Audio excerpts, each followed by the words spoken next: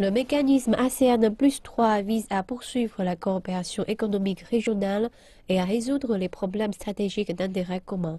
C'est le message qui a été passé alors que les ministres des Affaires étrangères des pays de l'ASEAN, de Chine, du Japon et de Corée du Sud prenaient place pour leur réunion qui se tient cette année à Manille.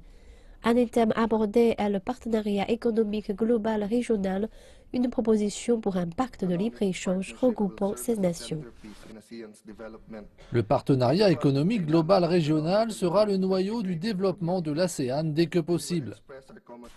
Une autre priorité est la sécurité régionale, soulignée par la récente montée des tensions en péninsule coréenne.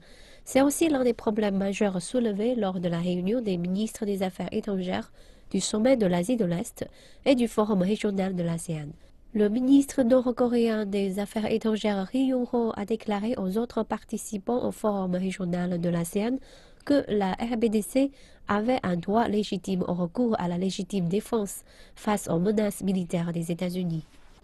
La possession par la RPDC d'armes nucléaires et de missiles balistiques intercontinentaux est une option légitime d'autodéfense face à la menace nucléaire claire et réelle posée par les États-Unis contre la RPDC.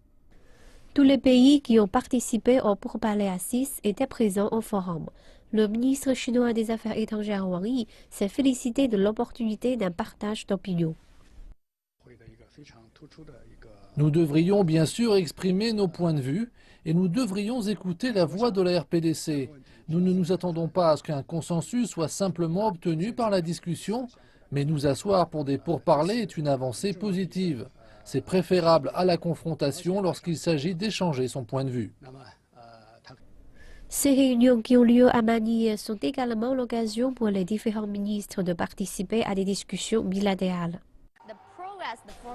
Les progrès accomplis à Manille par les ministres des Affaires étrangères alors que leur programme était extrêmement serré sont pour tous les pays de la région et du monde un signe de l'intégration économique, du paysage politique et de la sécurité en Asie de l'Est. Les efforts ministériels ouvriront également la voie à des rassemblements de dirigeants d'Asie de l'Est, parmi lesquels le sommet ASEAN+3 en novembre.